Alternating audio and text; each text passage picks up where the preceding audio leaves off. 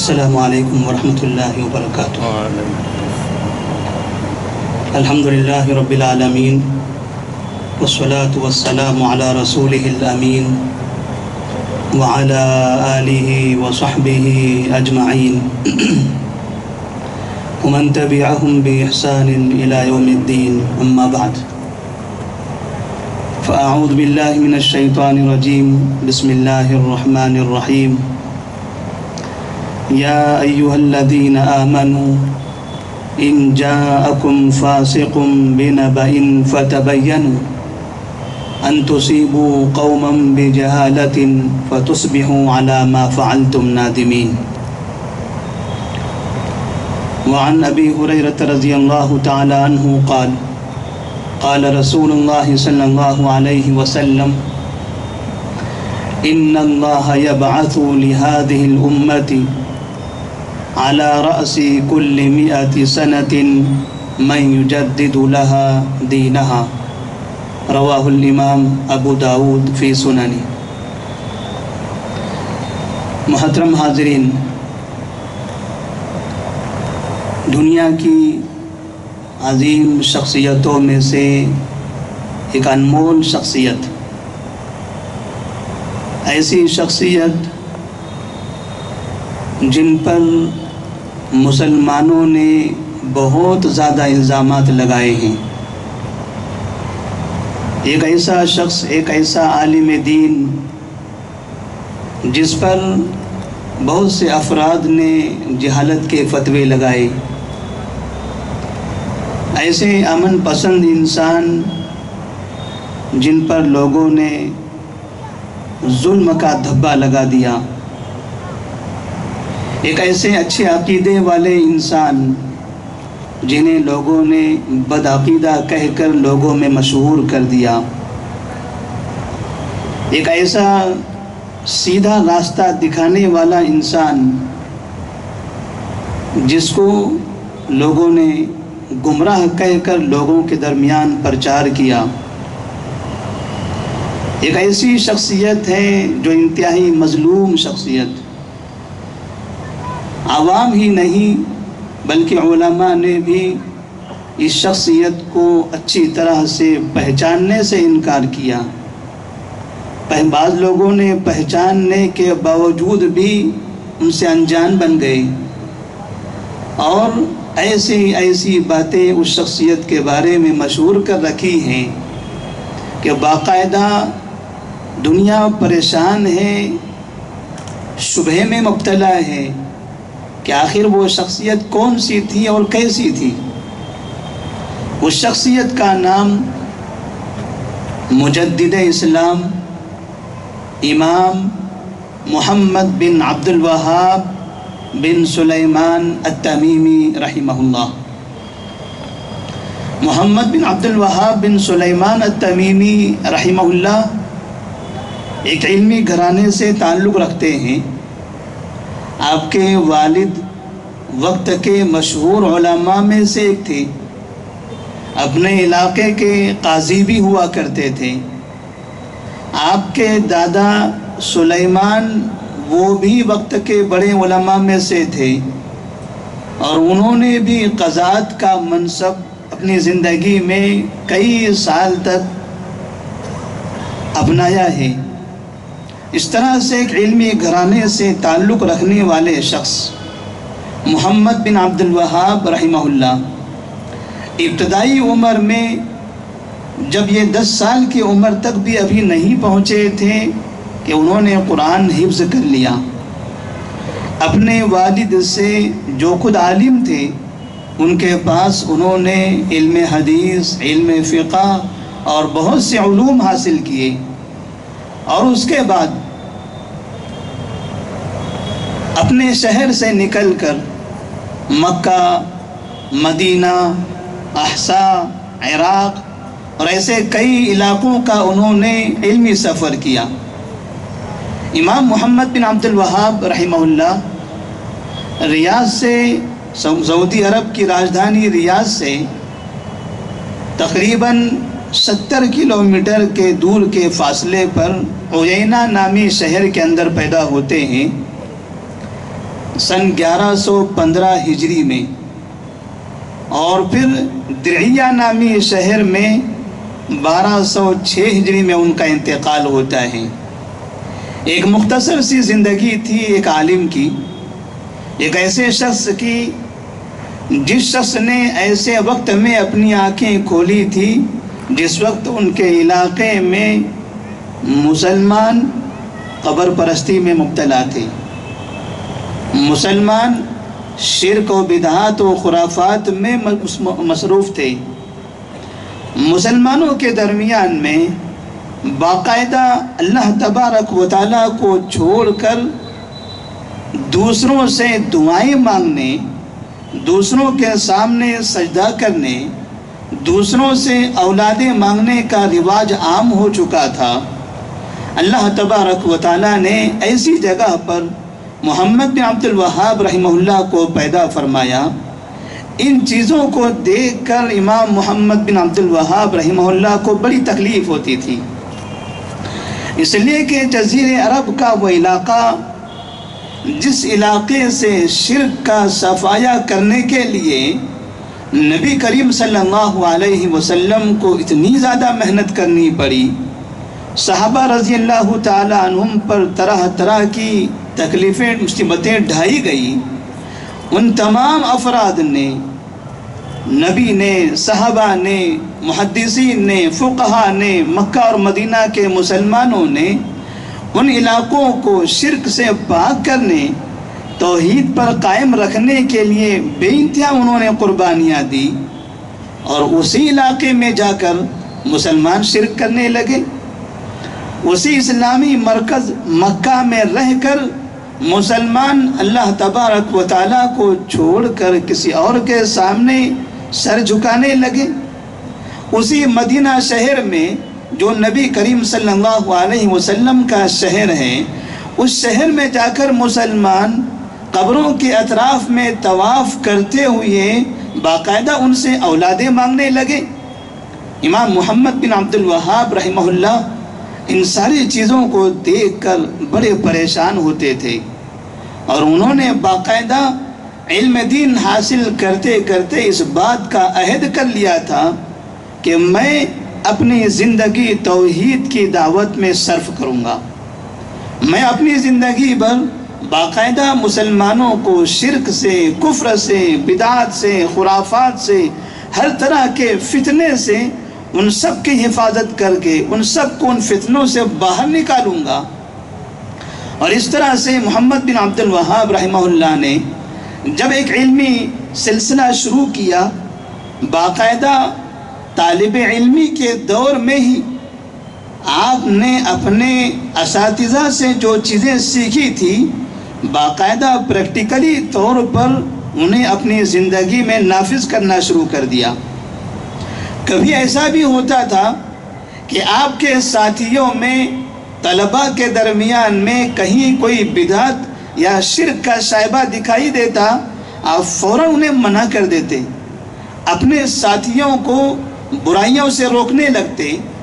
اور بلکہ بسا اوقات یہ بھی ہوتا تھا کہ بعض مرتبہ آپ کے اساتذہ میں بھی ایسی غلطیاں ہوتی تھی جس غلطی کا شمار یا اس کا تعلق عقیدے سے ہوتا، تو امام محمد بن عبد الوہاب رحمہ اللہ اپنے اساتذہ کی بھی بڑے ادب سے، بڑے احترام سے اصلاح کر لیا کرتے تھے۔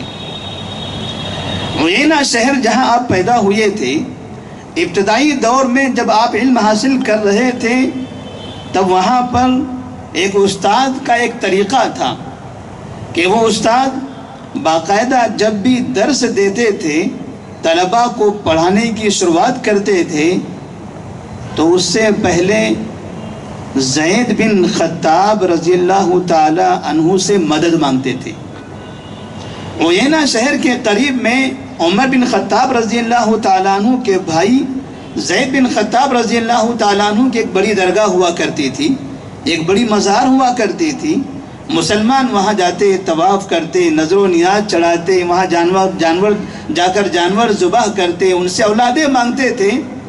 ماحول اتنا زیادہ گندا ہو چکا تھا کہ علم والے بھی باقاعدہ چاہتے نہ سمجھتے ہوئے شرک میں مبتلا ہو گئے تھے۔ ان کے استاد محترم درس کی شروعات میں کبھی کبھار زید بن خطاب کا نام لے کر ان سے دعا مانگنے لگتے۔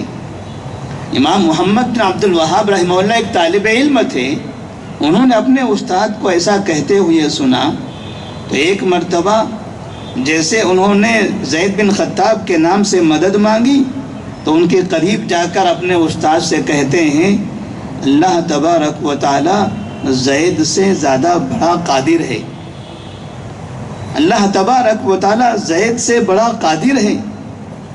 اس طرح سے محمد بن عبد الوہاب رحمہ اللہ کی اصرار کرنے سے باقاعدہ ان کے استاد کو یہ پتہ چلا کہ اللہ ہی سے مدد مانگنی چاہیے۔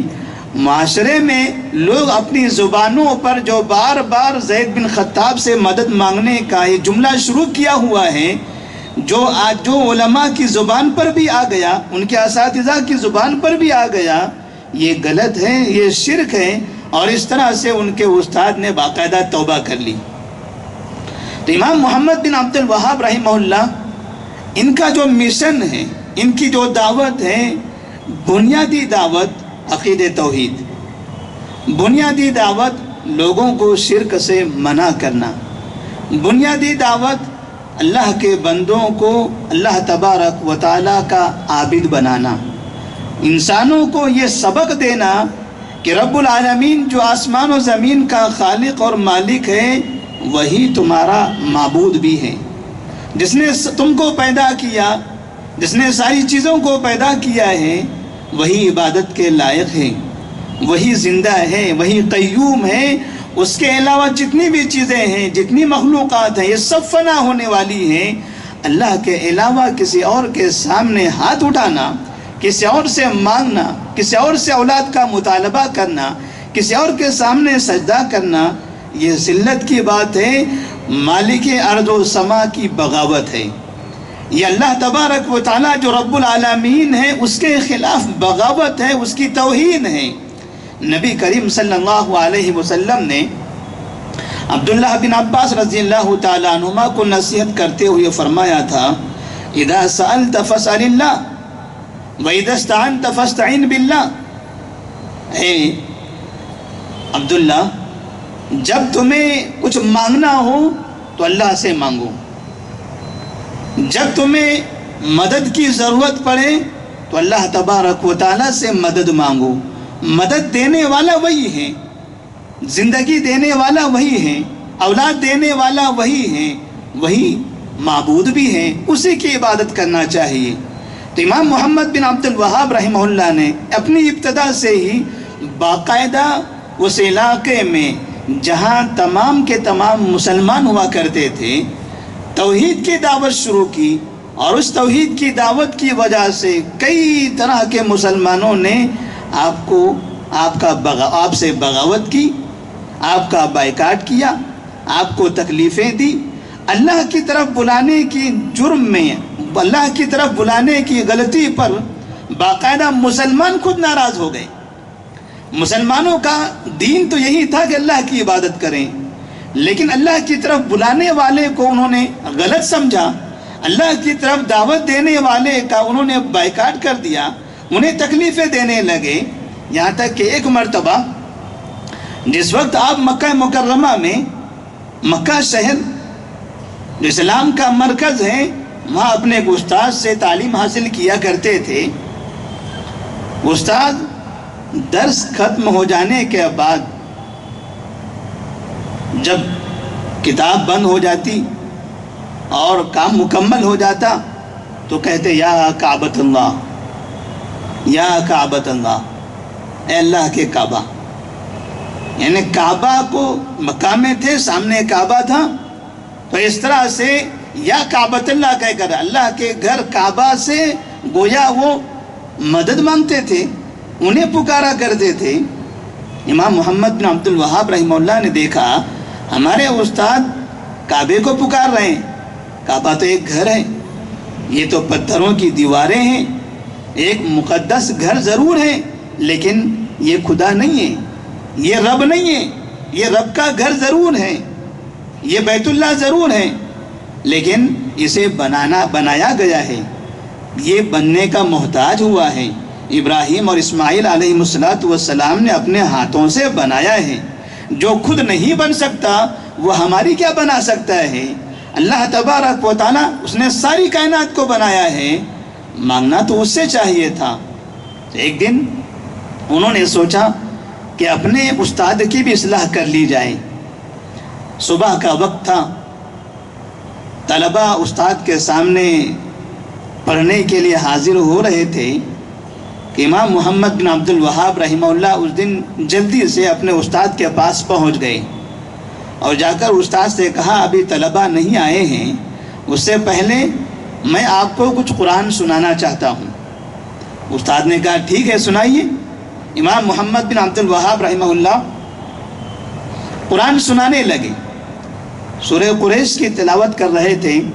لإلاف قریش، اعوذ باللہ من الشیطان الرجیم، بسم اللہ الرحمن الرحیم۔ لإلاف قریش إيلافهم رحلة الشتاء والصيف فليعبدوا هذا البيت۔ استاد نے کہا فليعبدوا رب هذا البيت۔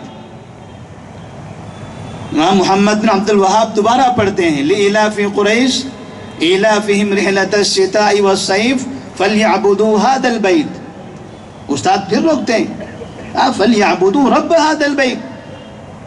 پھر تیسری مرتبہ پڑھنے لگے لإلاف قریش إيلافهم رحلة الشتاء والصيف فليعبدوا هذا البيت۔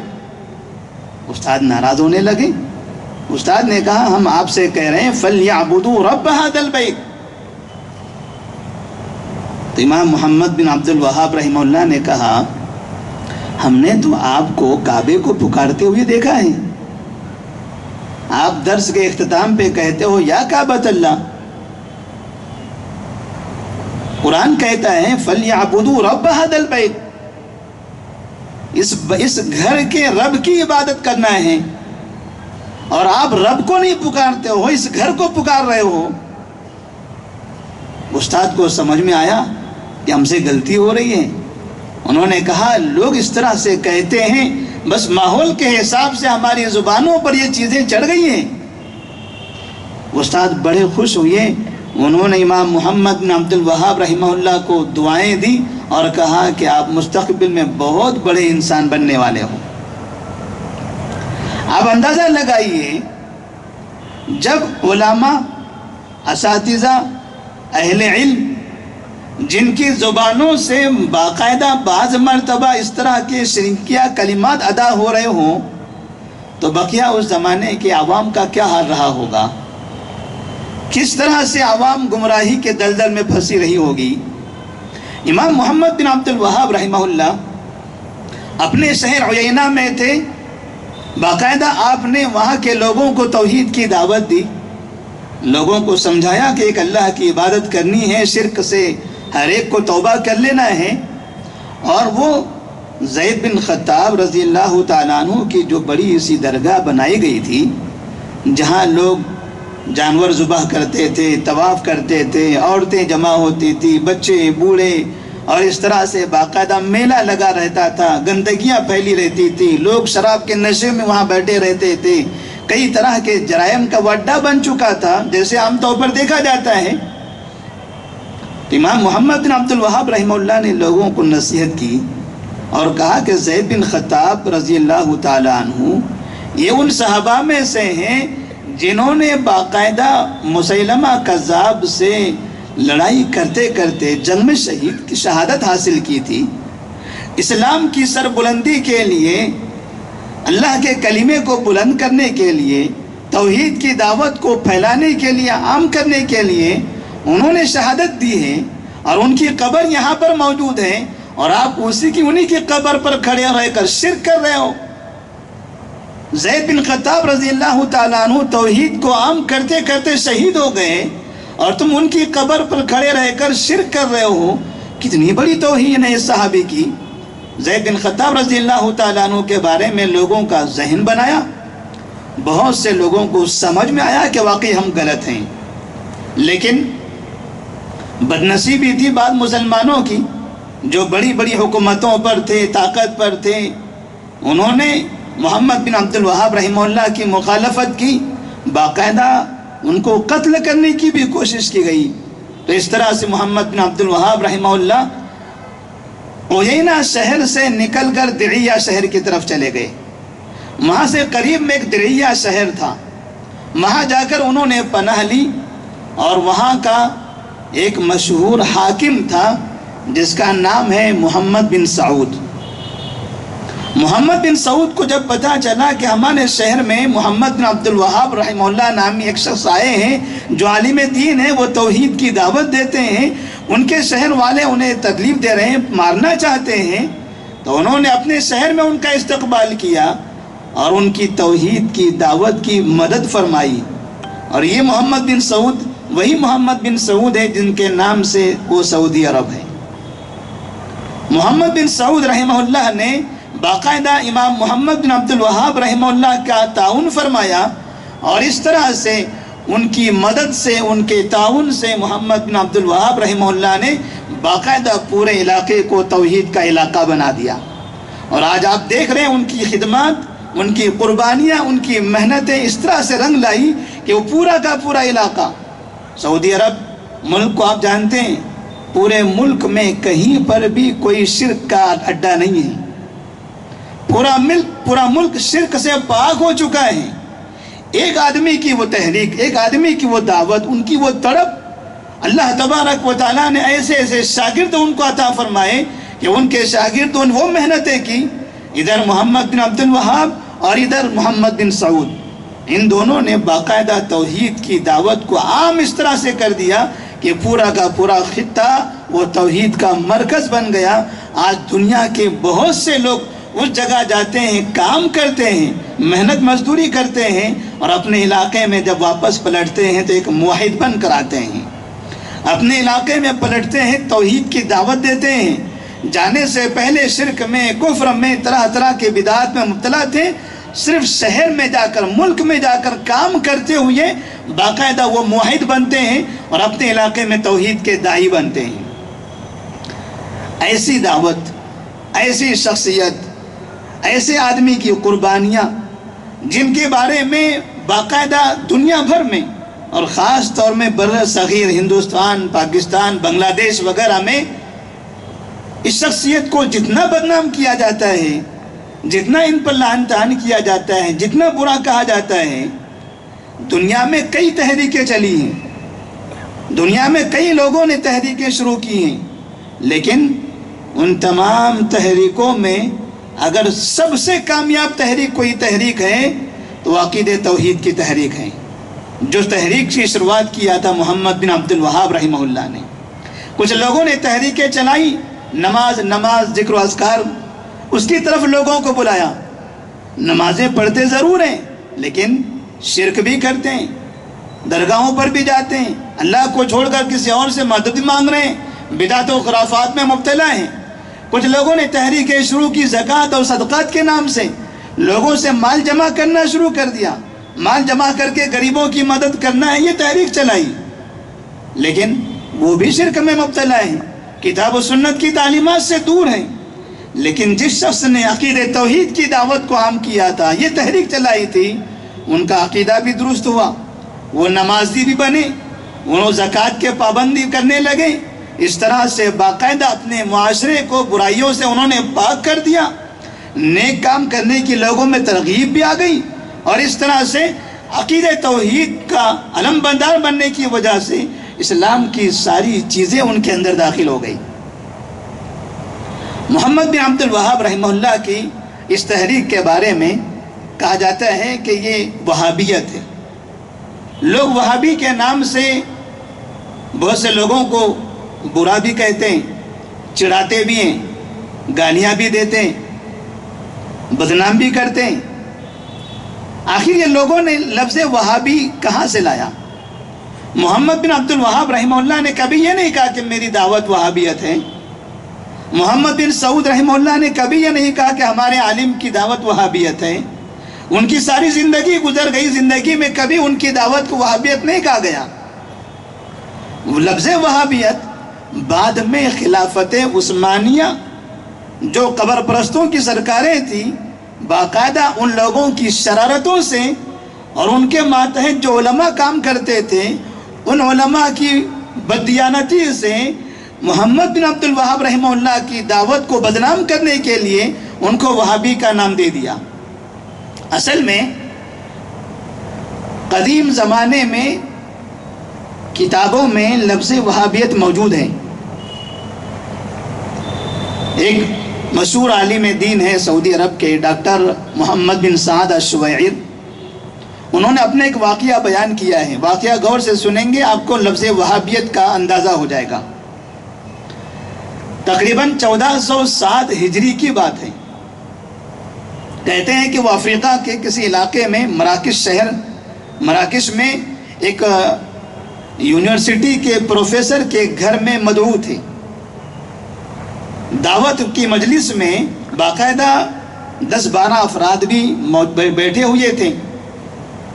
لوگوں نے ان سے کہا کہ ہم سعودی عرب سے، آپ کے ملک سے محبت کرتے ہیں، چاہتے ہیں، لیکن آپ لوگوں نے وہابیت چھوڑ دینا چاہیے۔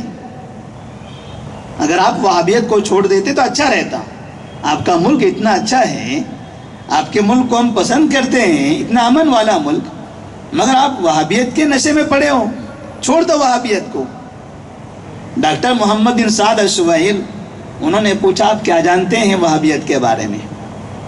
کہا ہمارے پاس وہابیت کی گمراہی کا فتویٰ ہے۔ کہا کہاں ہے فتویٰ؟ تو باقاعدہ ایک کتاب نکالی گئی جو کتاب 13 جلدوں میں لکھی ہوئی ہے۔ اس کی 11ویں جلد میں، المعیار نامی کتاب، اس کی 11ویں جلد میں ان میزبانوں نے بتایا کہ دیکھیں یہاں پر ایک سوال ہے، ایک سوال کیا گیا ہے مفتی صاحب سے، مفتی صاحب نے اس سوال کا جواب دیا ہے۔ سوال یہ تھا کہ ہماری بستی میں کچھ وہابی لوگ رہتے ہیں، انہوں نے مسجد بنائی ہے، ان کی مسجد میں نماز پڑھنے کا کیا حکم ہے؟ تو ایسی صورت میں مفتی صاحب، جن کا نام مفتی علی بن محمد لخمی، انہوں نے جواب دیا کہ ان کی مسجد میں آپ نماز نہ پڑھو، ان کی مسجد کو منہدم کر دو، گرا دو اسے، وہابیوں کی مسجد نہیں بننی چاہیے، اور ان وہابیوں کو شہر سے بھی نکال دو۔ وقت کے بڑے مفتی کے پاس یہ سوال آیا کہ ہمارے شہر میں وہابی رہتے، ان کی ایک مسجد ہے، ان میں نماز پڑھنے کا کیا حکم ہے؟ مفتی صاحب نے اس طرح سے انہیں جواب دیا، مسجد گرا دو، ان وہابیوں کو شہر سے بھی نکال دو۔ آپ غور کیجئے، آج بہت سی جگہوں پر ہندوستان میں مساجد مخالف کچھ ایسی تنظیمیں ہیں جو اہل حدیث کی مساجد سے نفرت کرتے ہیں، اور باقاعدہ انہوں نے اہل حدیث کی مساجد کو منہدم کیا ہوا ہے۔ یہ مفتی علی بن احمد لخمی، انہوں نے یہ فتویٰ دیا تھا، وہ فتویٰ نکالا گیا اس کتاب میں۔ ڈاکٹر محمد بن سعد الشویعر نے کہا ٹھیک ہے، اچھی بات ہے، آپ کا یہ فتویٰ ہے، آپ کے عالم کا۔ کہا یہ مفتی صاحب کی تاریخ وفات کتنی ہے، کب ان کا انتقال ہوا؟ تو پتا چلا کہ 478 ہجری میں، 478 ہجری میں مفتی صاحب کا انتقال ہو گیا تھا۔ کہا یہ کتاب لکھنے والے کا انتقال کب ہوا؟ تو پتا چلا کہ 914 ہجری میں۔ اب غور کیجئے تاریخوں پر، فتویٰ دینے والے کا انتقال 478 ہجری میں ہو رہا ہے، یہ کتاب لکھنے والے کا انتقال 914 ہجری میں ہو رہا ہے۔ پھر پوچھا گیا اچھا یہ بتائیے محمد بن عبد الوہاب رحمہ اللہ کی پیدائش کب ہوئی ہے؟ پتہ چلا 1115 ہجری میں۔ کہا یہ کیسے ہوا؟ ایک آدمی جو تقریباً 900 سال بعد پیدا ہو رہا ہے، 900 سال پہلے ایک مفتی صاحب ان کی وہابیت کے بارے میں فتویٰ دے رہے ہیں۔ یہ شخصیت جو 900 سال بعد پیدا ہو رہی ہے، وہ مفتی صاحب کو 900 سال کے بعد کا علم کہاں سے ہوا؟ فتویٰ کس کے بارے میں دیا جاتا ہے؟ جو سامنے موجود ہو، جو تحریک موجود ہو، جو تنظیم موجود ہو۔ ان کے بات سمجھ میں آ رہی تھی۔ انہوں نے کہا اچھا ایک بات دیکھتے ہیں، آپ کی اسی کتاب میں آپ یہ دیکھیے وہابیت کس کو کہا جاتا ہے؟ کون سی وہابیت کے بارے میں سوال ہوا تھا؟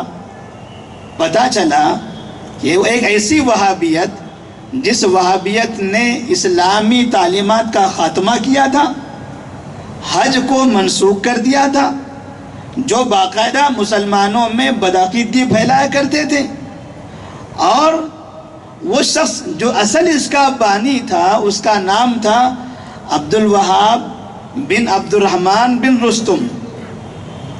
عبد الوہاب بن عبد الرحمن بن رستم نامی شخص، اس کی یہ تنظیم تھی وہابی نامی، اور یہ افریقہ میں رہا کرتا تھا۔ پوچھا اچھا یہ بتائیے یہ عبد الوہاب بن رستم کا انتقال کب ہوا؟ پتا چلا 197 ہجری میں۔ 197 ہجری میں عبد الوہاب بن رستم کا انتقال ہوا، اس کے نام سے تنظیم بنی وہابیت۔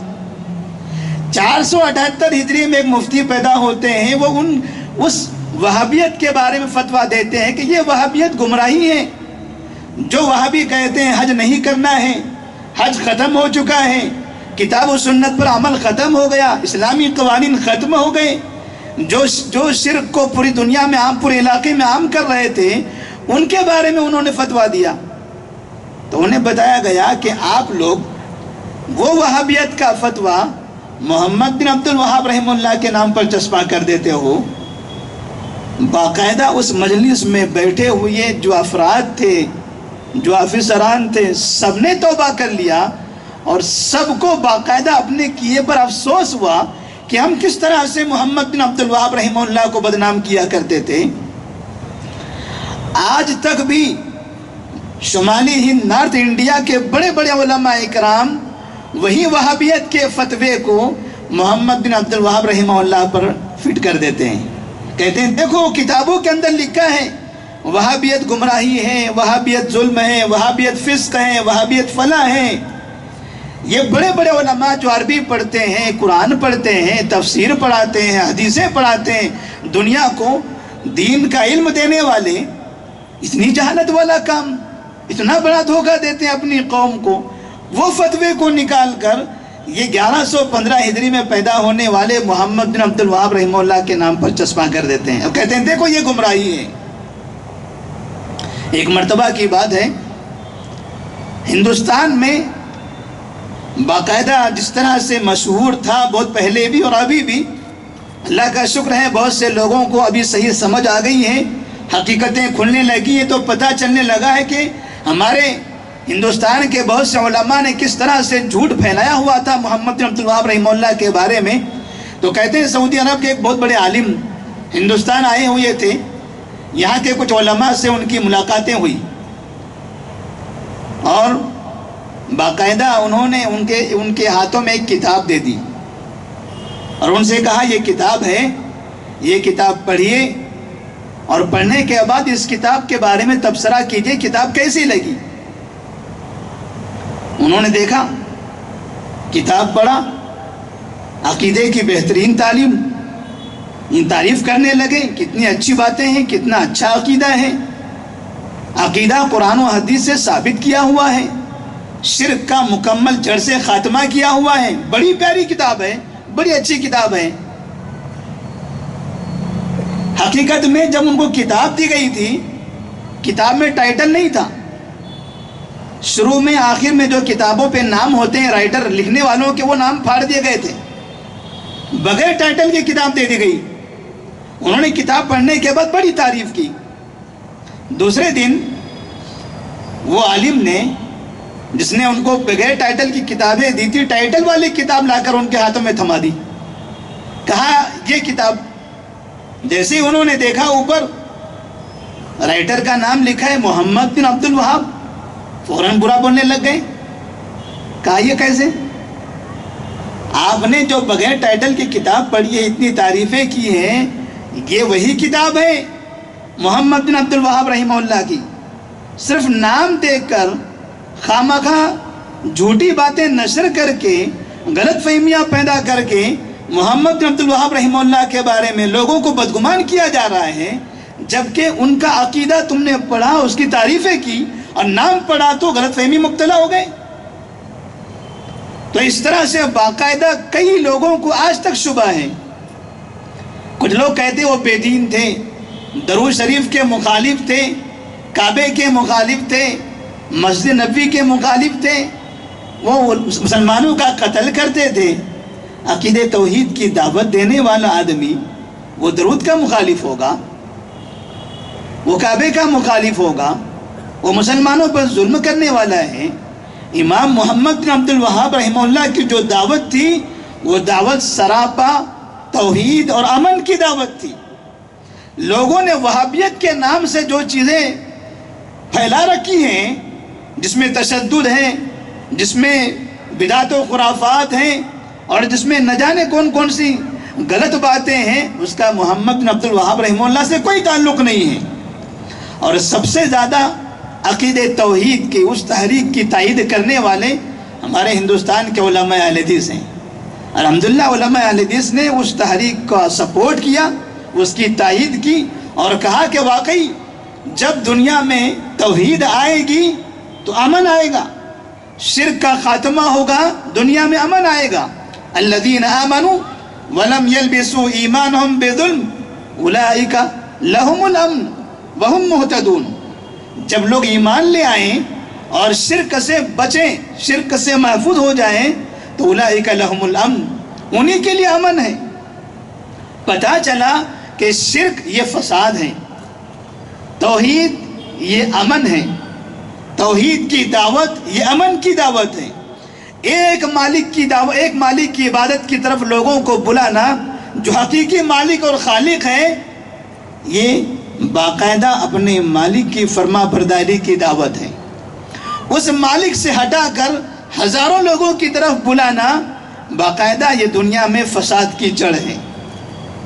اسی لیے آپ دیکھتے ہیں محمد بن عبد الوہاب رحمہ اللہ کی دعوت کا نتیجہ آپ دیکھ رہے ہیں، وہ ملک کو، پورا ملک توحید کا مرکز بنا ہوا ہے۔ شرک وہاں کہیں پر بھی نظر نہیں آتا، وہاں کی عوام آپس میں مل جل کر اتحاد سے رہتی ہیں، وہاں کے علماء ایک دوسرے کا احترام کر کے رہتے ہیں، وہاں مسلمان بھی محفوظ ہیں، وہاں غیر مسلم بھی محفوظ ہیں، کوئی کسی کو نقصان نہیں پہنچا سکتا، کوئی کسی پر ظلم نہیں کر سکتا۔ دنیا میں دنیا کے کسی مذہب کا ماننے والا آدمی اس جگہ پر چلا جائے تو اس کی جان محفوظ ہے، اس کی عزت محفوظ ہے، اس کا مال محفوظ ہے، اس کی تجارتیں محفوظ ہیں۔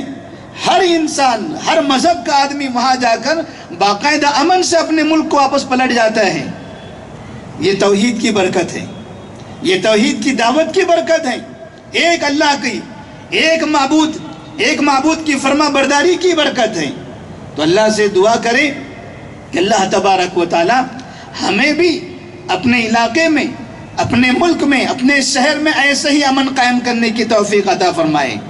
تمام دنیا والوں کو، دنیا کے تمام انسانوں کو، تمام لوگوں کو اس بات کی تربیت دیں کہ جس نے آپ کو پیدا کیا ہے آپ اس کے فرما بردار بنو، جو آپ کا مالک ہے، جو آپ کا رازق ہے، جو آپ کا خالق ہے، اسی کی عبادت کرو، عبادت کا وہی مستحق ہے۔ اور ایسی ہی صورت میں دنیا کے اندر، ہمارے ملک کے اندر، ہمارے شہر کے اندر امن قائم ہو سکتا ہے۔ اللہ تبارک و تعالیٰ سے دعا ہے کہ اللہ تبارک و تعالیٰ ہم تمام کو عقید توحید کی دعوت کو عام کرنے کی توفیق عطا فرما۔ جن لوگوں کے دلوں میں عقید توحید کے بارے میں شکوک و شبہات ہیں، اللہ تعالیٰ ان کے دلوں کو صاف کر دے، انہیں بھی عقید توحید کا نمبردار بنا دے، انہیں بھی عقید توحید کا داعی بنا دے۔ ہمارے وہ بھائی جو شرک میں مبتلا ہیں، قبر پرستی میں، مزار پرستی میں اور نہ جانے کون کون سی برائیوں میں، اللہ تبارک و تعالیٰ تو انہیں بھی ہدایت دے دے۔ وہ ہمارے بھائی ہیں، غلط راستے پر چلے گئے، اللہ تو انہیں صحیح راستہ دکھا دے تاکہ وہ بھی صحیح راستے پر آ کر دنیا والوں کو صحیح راستہ دکھانے لگے۔ وآخر دعوانا الحمدللہ رب العالمین، والسلام علیکم ورحمۃ اللہ وبرکاتہ۔